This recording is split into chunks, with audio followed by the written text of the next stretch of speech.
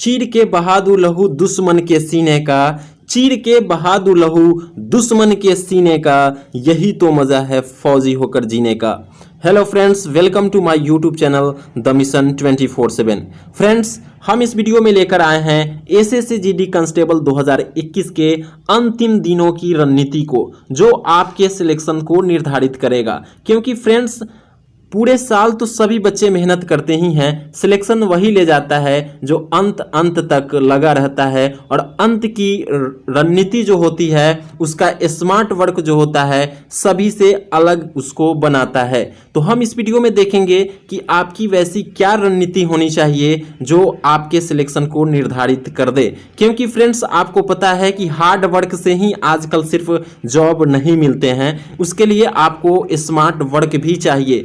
क्योंकि आपको अगर कहीं दौड़ कर कहीं जाना है तो ये डिपेंड करता है कि आप किस डायरेक्शन में दौड़ रहे हैं, तभी आप मंजिल को पहुंच पाएंगे। अगर आप इधर उधर दौड़ रहे हैं, चाहे आप जितने भी अच्छे रनर क्यों ना हो, अगर आप मंजिल की ओर नहीं दौड़ रहे हैं तो आपको मंजिल नहीं मिलेगी। ठीक उसी तरह से आप क्या पढ़ रहे हैं, कैसे पढ़ रहे हैं, इस पे डिपेंड करता है आपका सिलेक्शन। तो चलिए हम वीडियो को शुरू करते हैं। अगर आप हमारे चैनल पर नए हैं तो चैनल को सब्सक्राइब कर लीजिए, वीडियो को लाइक कर लीजिए। तो चलिए शुरू करते हैं वीडियो।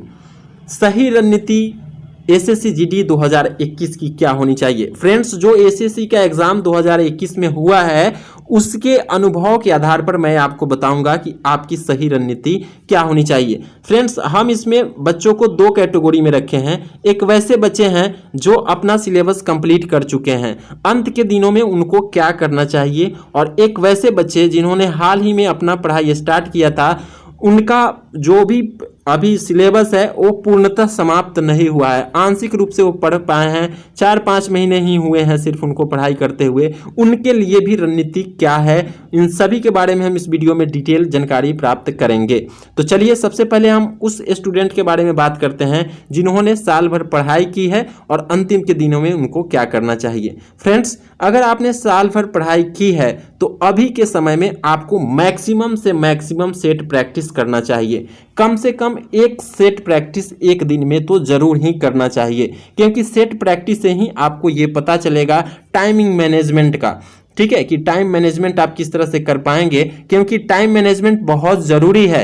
अगर ये आपका नहीं रहा, आप चाहे आपके अंदर जितना भी नॉलेज हो, टाइम मैनेजमेंट अगर आपका सही नहीं है तो आप क्वेश्चन को रॉन्ग कर देंगे या क्वेश्चन ज़्यादा अटेम्प्ट नहीं कर पाएंगे। आपके क्वेश्चन जानते हुए भी आप उसको छोड़कर चले आएंगे। इसलिए दिन में कम से कम एक प्रैक्टिस सेट तो जरूर बनाएं।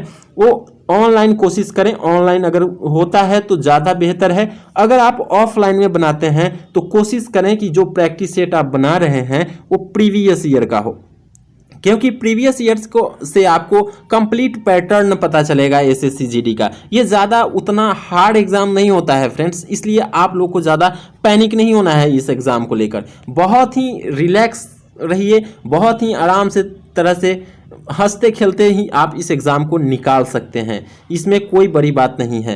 तो आप एक दिन में एक प्रैक्टिस सेट कम से कम लगाएं, वैसे कोशिश करें कि मैक्सिमम प्रैक्टिस सेट करें। और प्रैक्टिस सेट करने के बाद में उस सेट का विश्लेषण भी करें कि कहाँ गलती हुआ है, कौन से क्वेश्चन में गलती हुआ, क्योंकि विश्लेषण से ही आपको सेट प्रैक्टिस करने का फ़ायदा मिलेगा। नेक्स्ट होना चाहिए कि जितने भी आप पढ़े हुए हैं मैक्सिमम से मैक्सिमम आप उसका रिवाइज कर पाएं। ठीक है, जो भी आप पढ़े हैं एक साल के अंदर या जितने ईयर से आप पढ़ते आए हैं, जो भी आपके पास नोट्स हैं, वे मैक्सिमम से मैक्सिमम आपको रिवाइज करने के बारे में सोचना चाहिए। नए मटेरियल कम पढ़ें, नए मटेरियल के ओर ज़्यादा न जाएं। जो पढ़े हुए हैं आपके पास ऑलरेडी बहुत ज़्यादा मटेरियल होगा, क्योंकि आप एक साल से पढ़ रहे हैं कम से कम, तो आप उसको रिवाइज करें। ठीक है, अगर आप 6 महीने से भी पढ़ रहे हैं तो फिर भी मैं कहता हूं कि एसएससी जीडी का एग्जाम कोई बच्चा अगर 4 मंथ भी पढ़ ले अच्छे से, मेहनत से, बेस्ट स्ट्रेटेजी के साथ कि उसको क्या पढ़ना है, कैसे पढ़ना है, तो वो निकाल सकता है। क्योंकि फ्रेंड्स, मैं आपको एक एग्जाम्पल देता हूं। मान लीजिए कि आप एक बहुत अच्छे रनर हैं, आपको यहाँ पे आना है, ये आपकी मंजिल है, लेकिन आपको यहाँ से आपके दिशा को नहीं पता, आपके डायरेक्शन को नहीं पता है, आपका सही डायरेक्शन नहीं पता कि इस दिशा में हम जाएंगे तो मंजिल मिलेगा। आप बहुत अच्छे रनर हैं और इधर उधर भटक रहे हैं, दौड़ रहे हैं, आपको मंजिल नहीं मिलेगी। आपको सही डायरेक्शन की आवश्यकता है। और एक और बच्चा है जिसको आप या जो थोड़ा सा कम रनर है, मतलब वो थोड़ा सा आपसे वीक रनिंग करता है और उसको अपनी मंजिल की ओर पता है, अपना मंजिल देखा हुआ है, तो डायरेक्ट आएगा और अपनी मंजिल को पहुंच जाएगा। ठीक इसी तरह से यही होता है इसमें। अब नए मटेरियल आपको पढ़ने की जरूरत नहीं है, जो भी पढ़े हैं उसको मैक्सिमम रिवाइज करें। ठीक है, नेक्स्ट चलते हैं। समान अध्ययन के लिए करेंट अफेयर और विविध के प्रश्नों पर ज्यादा फोकस करें। फ्रेंड्स, अभी जो भी देखा गया है 2021 या पिछले बार के भी एग्जाम में देखा गया था कि जो 25 क्वेश्चन आते थे समान अध्ययन से, उसमें से कम 8 से किसी किसी में 10 क्वेश्चन भी आपको करेंट से देखने को मिले हैं। तो मिनिमम आपको आप भी लेकर चले कि आपको 6 to 10 क्वेश्चन आपको करेंट अफेयर से देखने को मिलेंगे, जो आपके सिलेक्शन को निर्धारित कर देगा। क्योंकि फ्रेंड्स, समान अध्ययन एक ऐसा विषय है जो अनिश्चित होता है। इसमें आप चाहे जितना भी पढ़ ले, ये अनिश्चित है, इसमें कितना मार्क्स आएगा पहले कोई प्रेडिक्ट नहीं कर सकता है। लेकिन करेंट अफेयर अगर आप करके जाते हैं तो ये जितने करेंट अफेयर आते हैं, कम से कम वो मार्क्स तो आपको प्लस पॉइंट में ला देंगे। और सपोज कीजिए कि अगर 5 से 10 नंबर आता है तो आप मेरिट में कहां से कहां पहुंच जाते हैं। ठीक है, तो इसलिए इस चीज का आप ध्यान रखें। नेक्स्ट बात की ओर चलते हैं कि अगर आप करेंट अफेयर में पढ़ते हैं तो करेंट अफेयर में क्या आप करना चाहिए विशेष रूप से, तो आप स्पोर्ट्स वाले पोर्शन को देख लीजिए, खेल संबंधी जो पोर्शन है उसको देखें, अवार्ड को देख लें, और हाल ही में जो नियुक्तियां हुई हैं, ठीक है, उसको भी देख लें। भारत का रैंकिंग जो होता है उसको देख लें। जो युद्ध अभ्यास होता है कि किस किस देश के बीच में हुआ है, नई नई जो योजना आई है उस सभी को देख लें। करेंट अफेयर में मुख्य रूप से यही आप ईयर वाइज मंथली जो करेंट अफेयर है, आपको 2020 का करेंट अफेयर पढ़ने का जरूरत नहीं है, दिसंबर नवंबर ये सब मंथ का। आप जनवरी फरवरी के बाद 2021 जनवरी फरवरी का करेंट अफेयर उसके बाद शुरू करें मंथली में। अगर स्पोर्ट से कोई क्वेश्चन 2019-20 का भी है, अवार्ड से कोई क्वेश्चन 19-20 का है, तो उसको आप जरूर देख लें। फ्रेंड्स, इसके लिए हमारे चैनल पे एक नया सीरीज शुरू हो रहा है जिसमें हम करेंट अफेयर के 1000 क्वेश्चन को लेकर आए हैं। टॉप मोस्ट 1000 क्वेश्चन जो प्रतिदिन आपके 50 क्वेश्चन पर सेट में कराए जाएंगे। तो उसको आप क्या करें, हमारे चैनल को सब्सक्राइब करें और जुड़ें। वहां से आपको प्रतिदिन आपको सेट कराया जाएगा जिसमें 50 क्वेश्चन आपको रहेंगे, करेंट अफेयर के मोस्ट एक्सपेक्टेड क्वेश्चन रहेंगे जो आपके एग्जाम में आ सकते हैं। इंपॉर्टेंट क्वेश्चन भी रहेंगे, अवार्ड से रिलेटेड, स्पोर्ट्स से रिलेटेड, नई नियुक्तियों से रिलेटेड। तो आप मेरे चैनल को सब्सक्राइब करें, वहां से जुड़े, कमेंट में बताएं हमें, लाइक करें वीडियो को। अगर आप लोगों का रिस्पॉन्स अच्छा रहा तो आज से ही मैं वहां पे वीडियो डालना शुरू कर दूंगा। ठीक है, नेक्स्ट रणनीति की ओर बात करें अगर हम, तो फ्रेंड्स बहुत ऐसे स्टूडेंट हैं जो हिंदी भी लेते हैं, बहुत ऐसे स्टूडेंट जो हैं इंग्लिश भी लेते हैं, लेकिन वे पूरी साल इसकी पढ़ाई तो करते नहीं।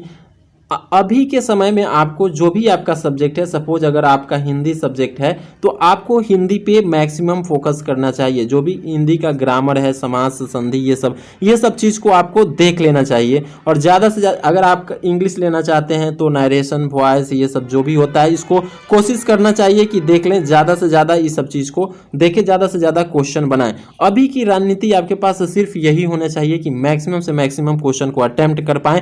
करेंट अफेयर और स्टैटिक जीके का पोर्शन हम कंप्लीट करें। इसके लिए हमारे चैनल पे शुरू किया जाएगा कल से ही, या अगर आप लोग का रिस्पांस इस वीडियो पे सही रहा तो आज से ही ये शुरू कर दिया जाएगा। अब हम उन स्टूडेंट की बात करते हैं जो नए हैं इसमें, जो अभी 2-4 महीने से ही अपनी पढ़ाई को शुरू किए हैं। ठीक है, उनकी अभी सिलेबस कंप्लीट नहीं हो पाई है, उनको क्या करना चाहिए। तो फ्रेंड्स, आपको ऐसा करना चाहिए ना कि मेन पॉइंट आप देखिए, आप यहाँ से सिलेबस देख सकते हैं। ठीक है, वहाँ से सिलेबस आपको भी मैक्सिमम कोशिश करना चाहिए कि ज़्यादा से ज़्यादा क्वेश्चन को अटेम्प्ट बना पाएँ। उसमें जो भी डाउट होता है उसके लिए मैं ऑलरेडी एक टेलीग्राम पे चैनल बना दिया हूँ।